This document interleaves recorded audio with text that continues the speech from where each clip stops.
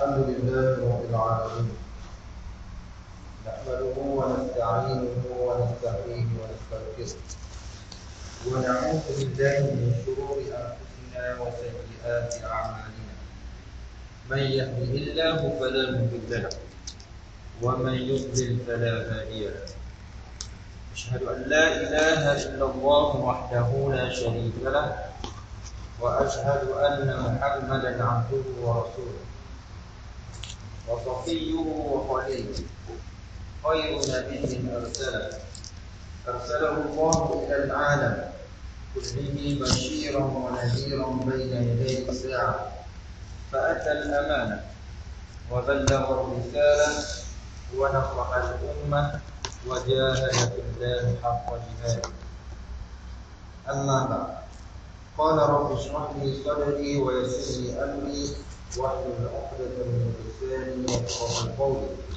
اللهم علمنا ما ينفعنا وانفعنا بما علمتنا وزدنا علما وعملا متقبلا يا رب العالمين. Alhamdulillah, kami marilah sama-sama kita memanjatkan setinggi-tinggi kesyukuran kepada Allah Subhanahu wa taala. Kerana kita masih lagi dapat mencapai kehidupan dunia. Kalau diberi oleh Allah Subhanahu wa taala kepada kita panjang umur, insya-Allah kita akan bertemu dengan bulan Ramadan al-Mubarak. Yang kalau kita ikutkan dalam 5 hari lagi, insya-Allah kita akan sampai dan bertemu bulan Ramadan al-Mubarak. Bulan yang diberkati oleh Allah Subhanahu wa taala. Jadi kita hendaklah bersyukur kepada Allah Subhanahu wa taala. Tapi kalau sekiranya Allah Subhanahu wa taala tidak mengizinkan kepada kita untuk mendapat bulan Ramadan al-Mubarak ini, kita nak buat macam mana? Itu adalah takdir atau ketentuan yang telah ditetapkan oleh Allah Subhanahu wa taala.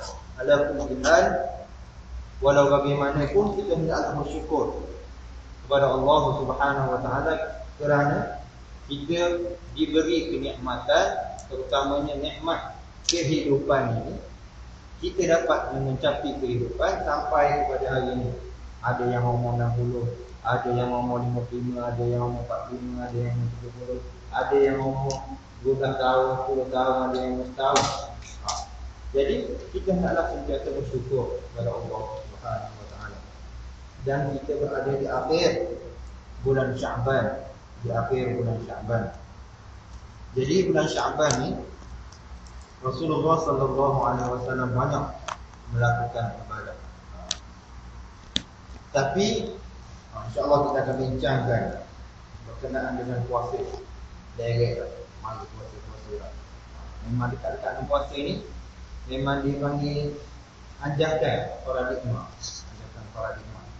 Para pengkuliah, para penceramah dah dekat-dekat dengan Ramadan ni dia akan kupas berkenaan dengan puasa, berkenaan dengan Ramadan. Kalau kita dengar Ustaz Zul, dia menyebut tentang Ramadan, peristiwa-peristiwa yang bagus Ramadan dan antaranya perkara yang membatalkan puasa dan sebagainya. Jadi pada hari ini saya nak bincang berkenaan dengan puasa dulu. Puasa, berkenaan dengan puasa dalam kitab Fiqhul Manhaj. Fiqhul Manhaj. Dah terlalu lama dah kita tak belajar ni. Maksudnya kita start daripada mula.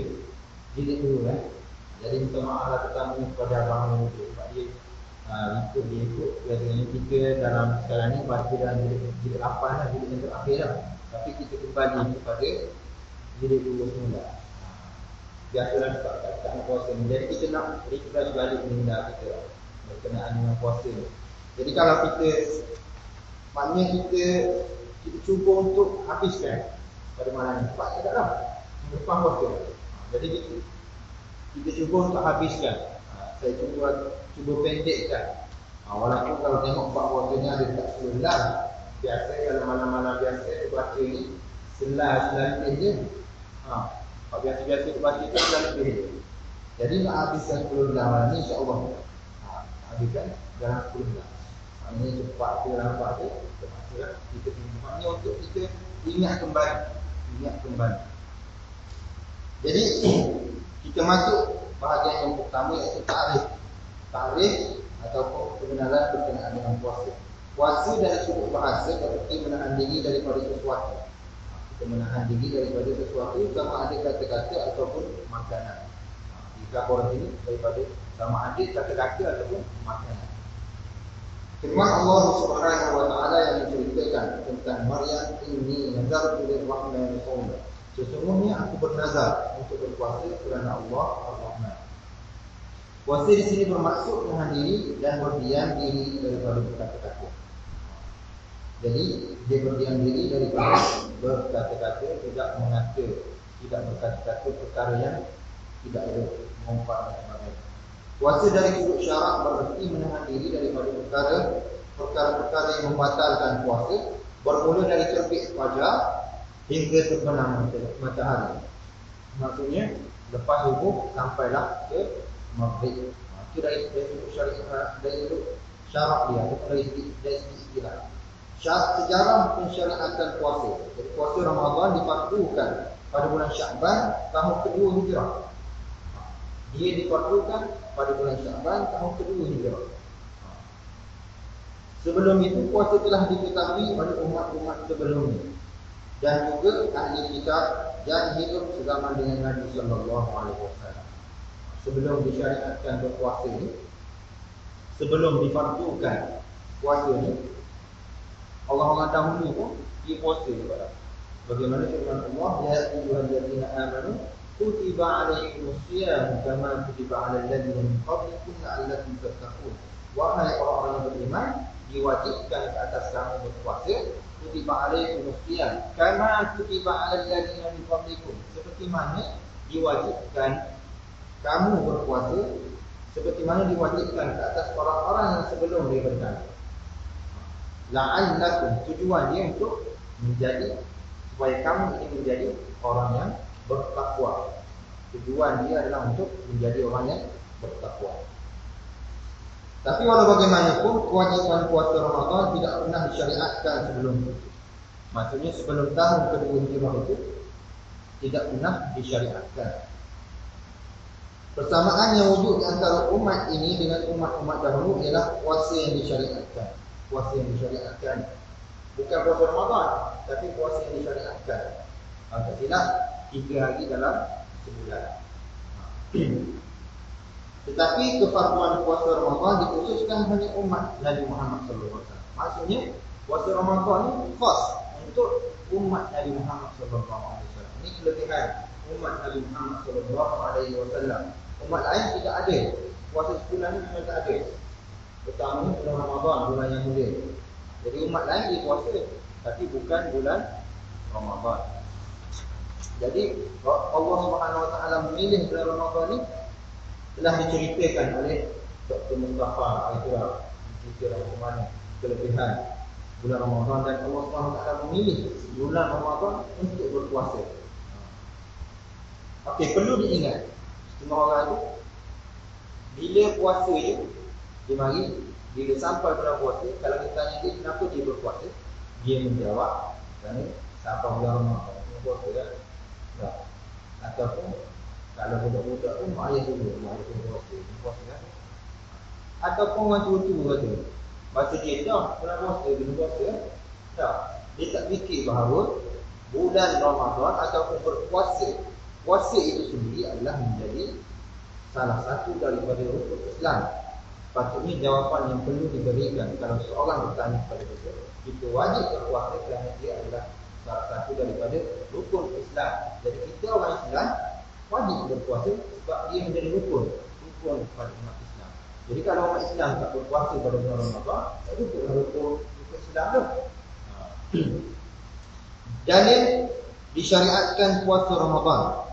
Firman Allah Ta'ala, syahrul Ramadan allazi unzila fihi al-Qur'an hudan lin-nas wa bayyinatin minal huda wal furqan faman syahida minkum ash-shahra falyasum.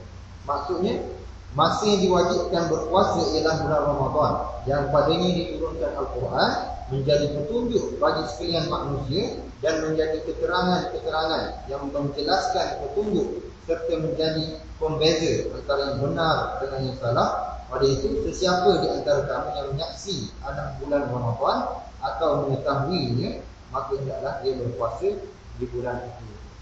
Jadi bagi orang yang melihat anak bulan, dia wajib berpuasa. Ataupun orang itu tak tengok pun anak bulan, tapi dia mengetahui. Saya mengumpamakan suara tu raja-raja mengumumkan bahawa esok puasa. Jadi dia tahu lah. Jadi dia wajib berpuasa. Begitu juga sabda Nabi sallallahu alaihi wasallam, "Buniyal Islamu ala khamsin, syahadatu an la ilaha illallah wa anna Muhammadar Rasulullah wa iqamis shalah wa ita'iz zakah wal hajj wa shaum Ramadan." Islam itu dibina di atas 5 perkara. Mengakui bahawa tiada Tuhan yang disembah melainkan Allah, itu yang dimaksudkan dengan syahadah, dan Muhammad adalah utusan Allah, mendirikan solat, mengeluarkan zakat, menunaikan haji dan puasa pada bulan Ramadan. Riwayat Al-Bukhari. Ada ini riwayat yang meletak puasa pada bulan Ramadan ni di tangga yang tertentu. Lepas ayat puasa. Bahawa itu haji. Zakat. Begitu juga sabda Nabi sallallahu alaihi wasallam kepada A'rabi. A'rabi adalah seorang Arab Badui. A'rabi maksudnya orang Arab Badui, orang kampung. Mari bertemu dengan Rasulullah, bertanya soalan kepada Rasulullah. Dan Rasulullah mengatakan, "Beritahu kepada aku puasa yang telah difardukan oleh Allah atas aku." Jawab baginda, puasa bulan Ramadan. Maknanya puasa yang difardukan kepada umat Nabi Muhammad sallallahu alaihi wasallam adalah bulan Ramadan. Hukum meninggalkan puasa Ramadan tanpa keuzuran. Bagi orang yang meninggalkan puasa di bulan Ramadan ini tanpa keuzuran, apakah hukumannya yang telah ditetapkan oleh Allah Subhanahu wa taala? Disebabkan puasa Ramadan adalah salah satu daripada rukun Islam dan termasuk kefarduan yang diketahui daripada agama secara daruri, maklum dengan din daruri. Maka orang yang mengingkari kefarduan ini adalah kafir. Bagaimana kita bincang berkenaan dengan bab murtad ini, orang yang mengingkari puasa, dia adalah termasuk dalam orang yang kafir dan boleh dibunuh. Dan dia hendaklah diperlakukan sebagaimana diperlakukan terhadap orang murtad.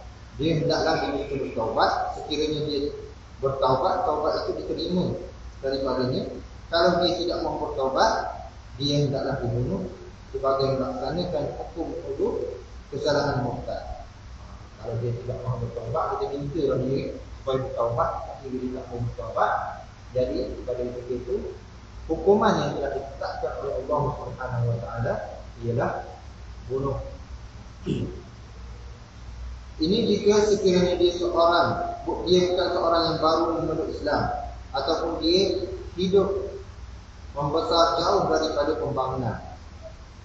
Membesar jauh daripada pembangunan, maksudnya jauh daripada orang Arab, ataupun dia baru dia memeluk Islam. Kalau sekiranya dia baru memeluk Islam, ataupun dia duduk di jauh-jauh daripada pedalaman, di tempat-tempat pedalaman, orang asli contohnya, orang asal tempat asli ini orang asli lah. Jadi dia dimaafkan sebab dia jauh daripada orang. Jadi masalahnya kita ni lah, kita orang yang tahu tetapi tidak melakukan ibadat tersebut. Jadi kita orang yang tahu tidak melakukan ibadat tersebut, lalu hukuman yang ditetapkan oleh Allah Subhanahu wa taala ialah minta supaya kita bertaubat. Mungkin tidak bertaubat, dijatuhkan hukuman hudud ke atas orang murtad. Manakala orang-orang yang meninggalkan puasa tanpa keuzuran dan dia tidak mengingkari kewajipannya, seperti dia berkata, saya wajib berpuasa tetapi saya tidak mahu berpuasa, maka orang ini hukumnya fasik. Dia termasuk dalam golongan yang fasik. Dia tahu dia wajib berpuasa tapi dia tak berpuasa.